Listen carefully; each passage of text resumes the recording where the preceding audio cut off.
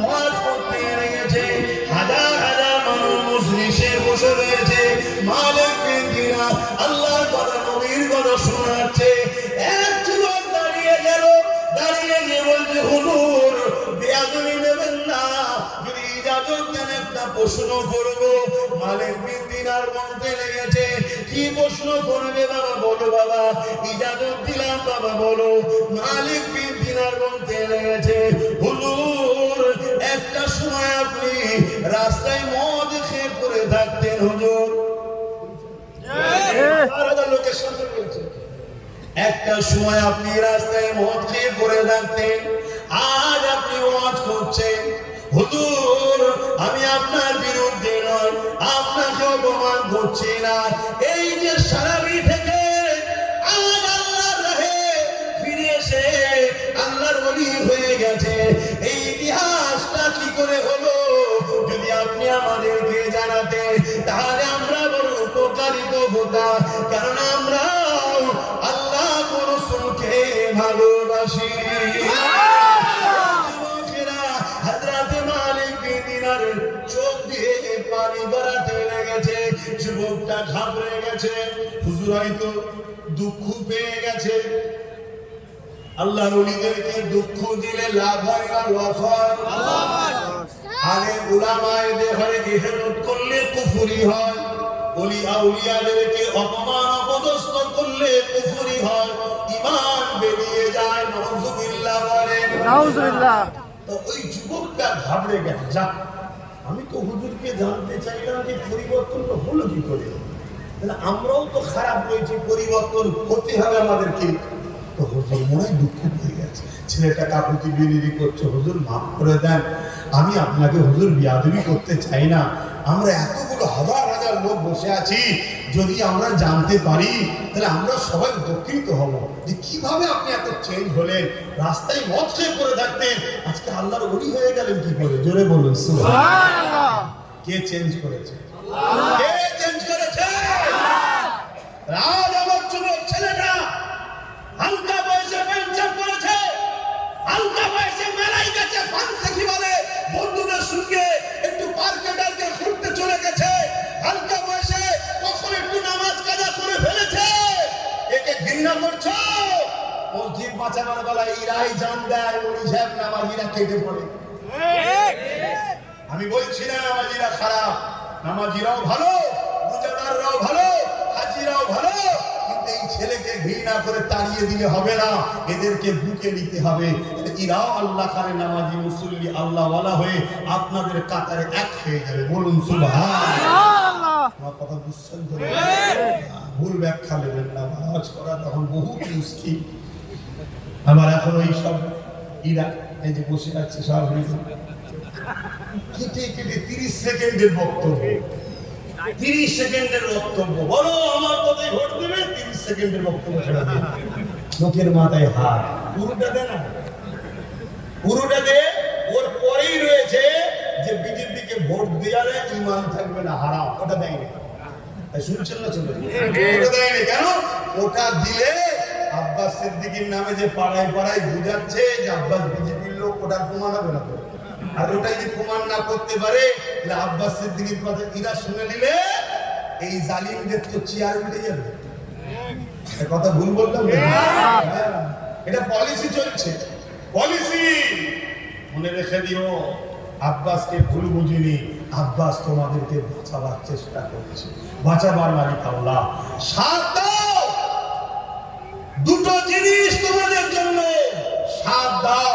মুহাম্মদ রাসূলের গোলাম বানাতে চাইছি, আর মুহাম্মদ রাসূলই জমিনের উপরে বেঁচে থাকার যে রাস্তা দেখিয়েছে, ওই রাস্তায় তোমাদের ইজ্জতের রুটি খাইয়ে, ইজ্জতের ঘরে, ইজ্জতের কাপড়ে বাচ্চাদের শিক্ষিত করে ইজ্জতের সঙ্গে বাঁচার ব্যবস্থা করার চেষ্টা করছি। অপরাধী আমি না। আজকে যারা আমার নামে ইলজাম দিচ্ছ, যদি আব্বাস সিদ্দিকী কথা মেনে নাও, আমার তো দাবি একটাই, আগেও ছিল আজও আছে, দাও না, তুমি একটা পা দাও না, আমি তোমাকে বাকি 3 জায়গায় সাথ দেবো। এই অসুবিধা আছে না? কোন বক্তারা দেবে না, কারণ এদের লক্ষ্য একটা, ইসলাম ও মুসলমান মিটাও। এরা জানে মুসলমানদের মধ্যে থেকে কিচ্ছু নেই, না পুলিশ আছে, না জজ আছে, না উকিল আছে, না ডিএম আছে, না বিডিও আছে, না আইএস আছে, না আইপিএস আছে, না মন্ত্রী আছে, না এমপি আছে, না এমএলএ আছে। আপনি বলে মুসলমান এমএলএ কে বললো? আপনি কাকে মুসলমান দেখাচ্ছেন? ও মুসলমান কে বললো? আমি চ্যালেঞ্জ করছি, বসুন 2 মিনিট সময় দেবো, কাকে প্রমাণ করতে হবে। শুনছেন না? শুনুন না, 2 মিনিট কথা শুনছেন? এবার অনেকে বলে যে আব্বাস সিদ্দিকী কাফের বলছে, মুসলমানকে তো কাফের বলতে নাই। কথা তো সত্য কথা, মুসলমানকে তো কাফের বলতে নাই, কিন্তু যে কুফরি করে সে আর মুসলমান থাকে না, তখন কাফের হয়ে যায়। এই আপনারা কাউকে, আপনাদের কাউকে ধরে কাফের বলছেন না? যে কুফরি করে সে কি হয়? কাফের। থাকে না, কাফের হয়ে যায়। ছাগলকে ছাগল বলতে হয়, গরুকে গরু বলতে হয়, কুকুরকে কুকুর বলতে হয়, মুসলমানকে মুসলমান বলতে হয়, কুফরিকারীকে কাফের বলতে হয়, নামাজিকে নামাজি বলতে হয়, রোজাদারকে রোজাদার বলতে হয়, হাজিকে হাজি বলতে হয়, জাকিরিনকে জাকিরি বলতে হয়, আল্লাহর ওলিকে আল্লাহর ওলি বলতে হয়, আল্লামাকে আল্লামা বলতে হয়, মুর্শিদকে মুর্শিদ বলতে হয়। আর চোরকে কি বলতে হয়? চোর বলছে, বলা যাবে না। তার মানে কি গায়ে লাগছে তো ছেড়ে দেন না, সেই জানি তো মিটে যায়, ভালোভাবে থাকো না।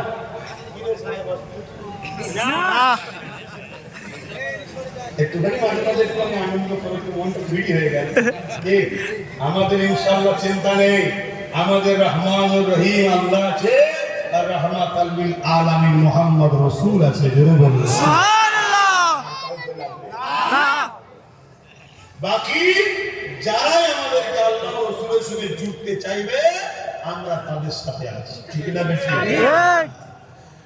তো যে কথা বলছিলাম, কোন কথা বলছিলাম জানো? হযরত মালিক বিন দিনার হুজুর কথাটা বলেনি?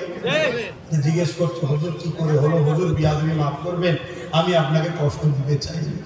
হযরত মালিক বিন দিনার বলে, এ যুবকেরা শোনো, তখন যে তোমার পরিবর্তন এসে যাবে তুমি নিজেই বুঝতে পারবে না। তবে মনে রেখে দিও, শিরককারীকে আল্লাহ মাফ করে না, আর কুসলানের রাসূল আছে আল্লাহ মাফ করে না, দ্বীনের দুশমনদেরকে আল্লাহ ক্ষমা করে না।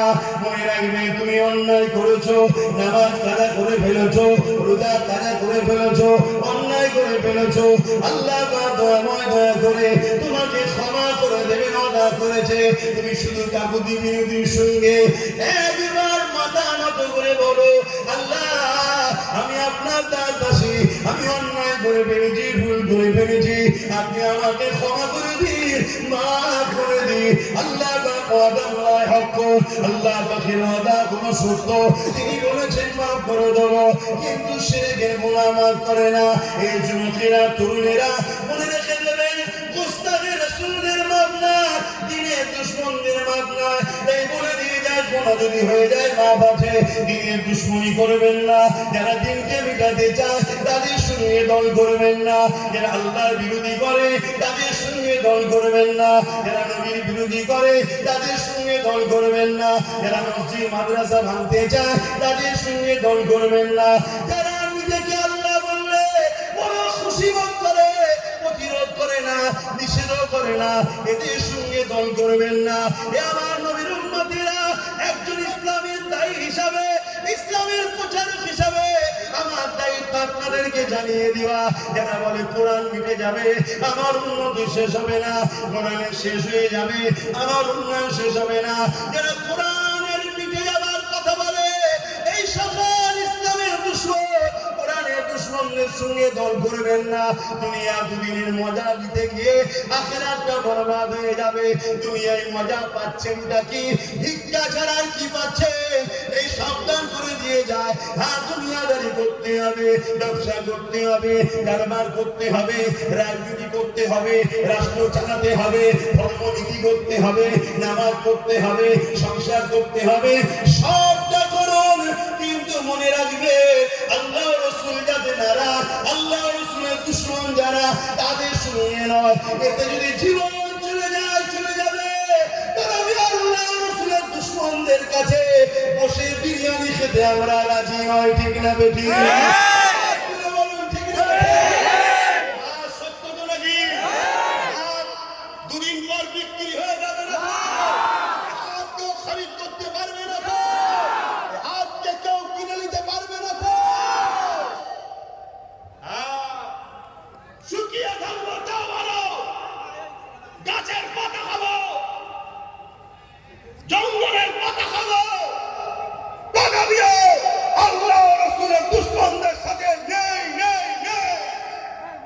এ আকীদা হওয়া দরকার। আজ প্যালেস্টাইনের বাচ্চারা পানি পাচ্ছে না, প্যালেস্টাইনের বাচ্চারা খাবার পাচ্ছে না, প্যালেস্টাইনের মায়েরা খোদার জ্বালায় মরে যাচ্ছে। দাঁড়াবিও মসজিদে আকসা দুশ্মনদের হাতে ছেড়ে দে। এ বাংলার যুব সমাজ, এ মুস্তাফা জামির রহমতের গোলামেরা, এ ফুরফুরা আবু বকরের ভক্ত মুরিদেরা, শুনে রেখে দাও, সেই প্যালেস্টাইনবাসীকে আল্লাহ পরীক্ষা দিয়েছে। তারা পরীক্ষায়, তারা মা চলে গেছে, তারা বাপ চলে গেছে, স্ত্রী চলে গেছে, সন্তান চলে গেছে, লক্ষ লক্ষ মানুষ মারা গেছে, কিন্তু আমার আল্লাহ সেই প্যালেস্টাইনবাসীকে বিজয় কিন্তু তাদেরকেও দিয়েছে। আগামী দিন বিজয় প্যালেস্টাইনবাসীদেরই হবে।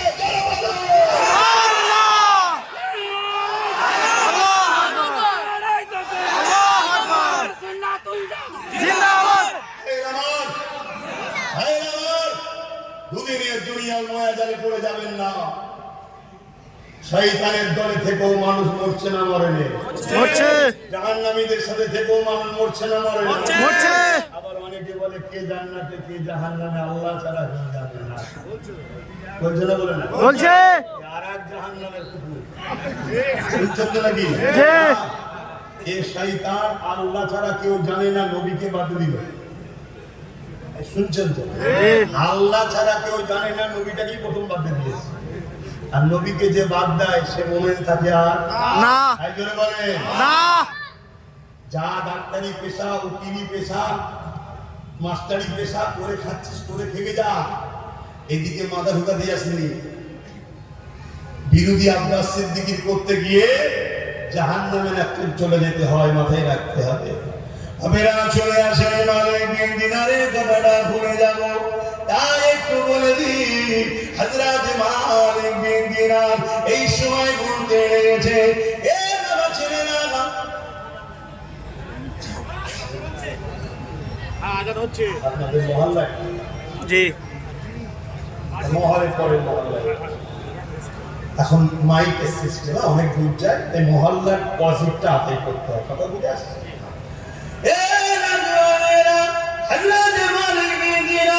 ওই সময় বলতে লেগেছে, বাবা ছেলেরা, আমার পরিবর্তন কি করে হয়েছে শোনো বাবা। রোজার মাসের 27 তারিখে রাত, কি রাত বলে ওটাকে? 27 তারিখে রাত। আমি বললাম কিসের রাত? কদরের রাত, লাইলাতুল কদর। এক রাত্রি কেউ যদি ইবাদত করে কাটায়, 1000 মাসের নেকি আল্লাহ পাক তার আমলনামায় দিয়ে দেয়, অর্থাৎ 100 বছরের ইবাদতের নেকি। সুবহানাল্লাহ। উম্মতে মুহাম্মদী হওয়া তরুণ, এক রাত ইবাদত করব, 100 বছরের ইবাদত, 1000 মাসের ইবাদতের নেকি পেয়ে যাবো। জোরে বলুন সুবহানাল্লাহ। এই ফ্যাসিলিটি পেয়েছি কার ওসিলায়? কার ওসিলায়? নবীর ওসিলায়। কার ওসিলায়? নবীর ওসিলায়। সেই নবীকে ভুলে যাবে না। খবরদার, সেই নবীর হয়ে কথা বল। হে যুবকেরা, তরুণেরা, হযরত মালিক বিন দিনার বলে, ওই কদরের রাত্রিতে আমি মদ কিনে নিয়ে, শরাব কিনে নিয়ে রাস্তায় খাওয়াটা নিজেকে চক্ষু দৃষ্টি লাগলো, চোখের মধ্যে লজ্জা লাগলো, তাই আমি শরাবটাকে নিয়ে ঘরের মধ্যে চলে এলাম। ঘরের মধ্যে চলে এসে টেবিলের মধ্যে শরাবের বোতল রেখেছি, গিলাস নিয়েছি ঢালবো, আরো কিছু খাবার নিয়েছি, এইভাবে রেডি করতে যাব। হঠাৎ করে আমার একটা ছোট্ট কন্যা মেয়ে ছিল, খেলা করতে গিয়ে ছুটে এসে টেবিলে ধাক্কা মেরেছে, বোতলটা টেবিল থেকে পড়ে গিয়ে আর চৌচি হয়ে যায়। মদটা আমার শরাবটা খাওয়া হলো না। আমি তার দিকে তাকালাম, বাচ্চা বোঝে না, সে হাসতে হাসতে খেলার মধ্যে রয়েছে। আমি রাতকে কন্ট্রোল করে শরাব খাওয়া হলো না, ঘুমিয়ে পড়লাম। 1 বছর কেটে যায়, রোজ শরাব পান করি, আবার পরের বছর রোজার মাসে ওই 27 রমজান লাইলাতুল কদরের রাতে আমি মদের বোতলকে কিনে নিয়ে এসে টেবিলে রেখে যখনই খেতে যাব, হঠাৎ করে আমার এই কন্যা মেয়ের কথা মনে পড়ে যায়, কিন্তু আমার কন্যা আজ আমার সামনে আর নাই। সে খেলা করেনি, ছুটোছুটি করেনি, সে টেবিলটাই ধাক্কা দিয়ে মদের বোতলটা জার ফেলেনি।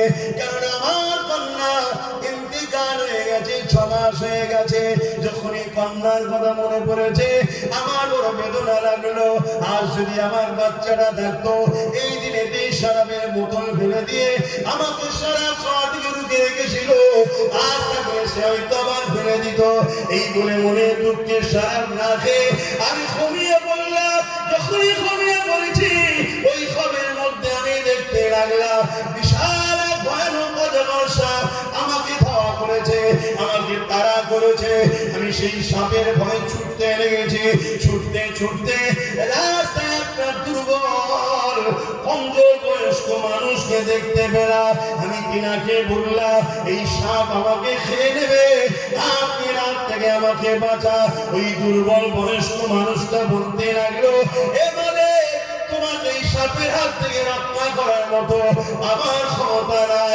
তুমি আমাকে না খাইয়ে বড় দুর্বল করে দিয়েছো, বড় কমজোর করে দিয়েছো। এই বিশাল সাপের মোকাবেলা করে তোমাকে বাঁচাবার মতো ক্ষমতা আমার না। তবে তুমি এদিকে চলে যাও। আমি দৌড়ে দৌড়ে একটা পাহাড়ে উঠলাম। ওই পাহাড়ে উঠে দেখি পাহাড়ে কিছু দেশে বিশাল আগুন জ্বলতে লেগেছে। আমি যে ডান দিকে গেলাম, এমন করে দেখলাম এক বিশাল বাগান, যেখানে বাচ্চা বাচ্চা হাজার হাজার ছেলেরা খেলাধুলা করছে। কি সুন্দর ফুলের বাগান! এত সুন্দর বাগান হতে পারে আমি কখনো কল্পনায় ভাবিনি। ওই বাগানের গেট লাগানো রয়েছে, বাইরে থেকে দেখা যাচ্ছে। এমন সময় গেটের দরজার গোড়ায় গিয়ে বললাম, আমাকে বাঁচান, এক সাপ আসছে আমাকে খেতে। তখন এই গেটের দারোয়ান বলল, তোমরা কি কেউ ইনাকে চেনো? আমি ওই সময় অবাক হয়ে গেলাম। আমার সেই ছোট্ট কন্যা মেয়েটা গেট খুলে বলতে লেগেছে, দারোয়ান ইনি আমার আব্বা। গেটটা খুলে আমার হাতটা ডান হাতে ধরলো, আর বাঁ হাত দিয়ে সাপটা দিয়ে খেতে যাবে একটা চামাটা মারলো, চড় মারলো, সাপটা সঙ্গে সঙ্গে গায়েব হয়ে যায়।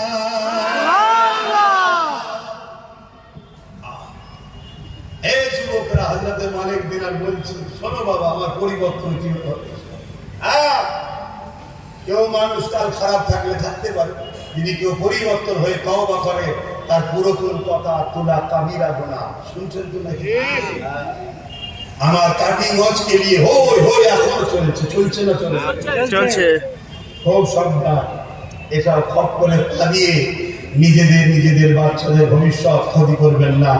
কেন একটা বিপ্লব শুরু হচ্ছে, একটা ইনকিলাব শুরু হচ্ছে। লক্ষ কোটি কোটি মানুষ, মা বাবা ভাই বোন সংগঠিত হচ্ছে, ঐক্য হচ্ছে, একতা হচ্ছে। এই একতাটাকে টুকরো টুকরো করার, ভাঙার নানা রকম ষড়যন্ত্র পরিকল্পনা চলছে। একটাই উদ্দেশ্য, আমাদেরকে যখন মিটাতে যাবে, আমাদের কেউ যেন গার্জেন হয়ে সামনে দাঁড়িয়ে যায়। দাঁড়িয়ে গেলে বাধা হবে না? হবে না? হবে। মাথায় রাখবে, কোনো বুঝবে। হই হই করবেন না। আব্বাস সিদ্দিক কথাটা শুনে ভাবানি যাজুদ্দিন ভাববে। শুনছেন তো নাকি? যারা বিরোধী করছে তাদেরটাও ভাববে। ভেবে দেখো কি পরিকল্পনা চলছে। তো ভাই আমার হযরতে মালিক বিন দিনার, তখন দিনার নাম শুধু মালিক ছিল। দিনার হওয়ার পিছনে একটা ইতিহাস আছে, জানেন?